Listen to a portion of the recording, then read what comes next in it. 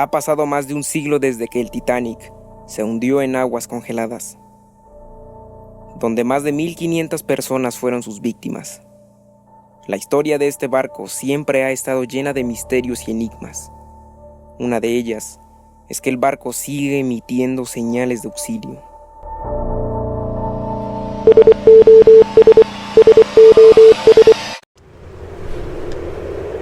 ...15 de abril, 1912. Una de las mayores tragedias marítimas de la historia ocurriría. Un barco que su mismo creador declaró que ni Dios podría hundirlo, quedó en el fondo del mar. Cientos de misterios han rodeado esta tragedia de aquella fría noche entre el 14 y 15 de abril.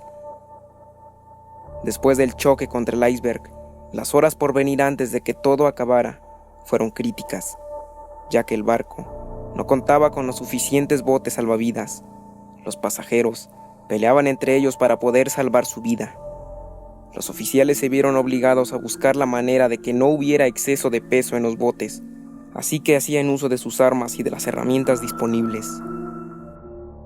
Sobrevivientes declararon que con hachas, los oficiales cortaban las manos de quien intentaba subir al bote. Historia a la cual la compañía creadora del barco nunca aceptó. Aquel impresionante y millonario barco tenía que tener la mejor tecnología. El Titanic contaba con una gigante antena de radio telegráfica que le permitía estar en contacto con distintos puntos, incluso al otro lado del océano, algo bastante extraño en aquella época.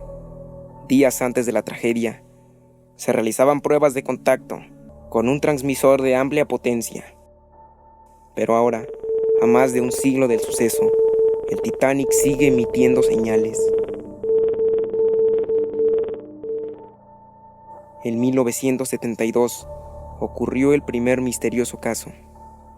Justo el 14 de abril de aquel año, un radiotelegrafista de un crucero en los Estados Unidos captó una señal de auxilio, y aunque el mensaje no era tan claro, logró identificar que el barco que pedía auxilio era el Titanic. El operador lo comunicó a sus jefes, y ellos dieron la orden de continuar el trayecto y no responder.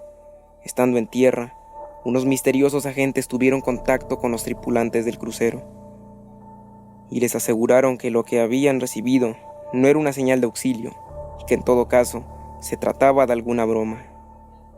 El radiotelegrafista, que no quedó satisfecho con la respuesta, decidió investigar, y lo que encontró es sumamente inquietante, ya que había documentos con información de otros barcos que aseguraban habían recibido la misma señal y que eran emitidos cada 6 años desde 1924 por un barco fantasma llamado Titanic.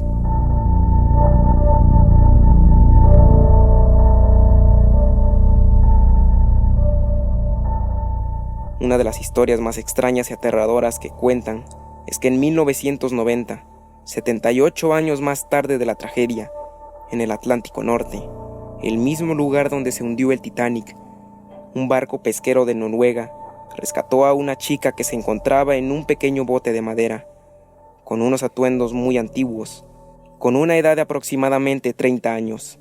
La mujer vestía un atuendo negro y un chaleco blanco. Había más chalecos en el bote, pero ella era la única que estaba. La mujer estaba inconsciente, se encontraba en un estado casi de congelamiento, y decía llamarse Whitney Coates. Lo primero que preguntó a los hombres que la rescataron es si habían logrado rescatar al resto de los tripulantes del Titanic. La mujer fue llevada a la ciudad de Oslo, donde las autoridades se hicieron cargo de ella y declararon lo inestable de sus facultades mentales. Pero algo los hizo estremecer, y es que en la lista original de pasajeros del Titanic aparecía el nombre de esta mujer.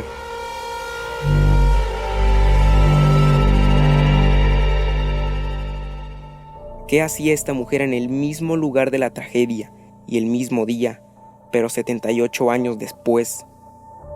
Muchos dicen que fue una viajera en el tiempo que logró salvarse. Lamentablemente, murió un día después de que fuera rescatada. Otro de los misterios que rodea al Titanic fue la predicción de todo lo que sucedió en un libro llamado El hundimiento del Titán, del autor Morgan Robertson, en el cual narra casi con exactitud lo que iba a suceder. En el libro aparece un barco que se llama Titán.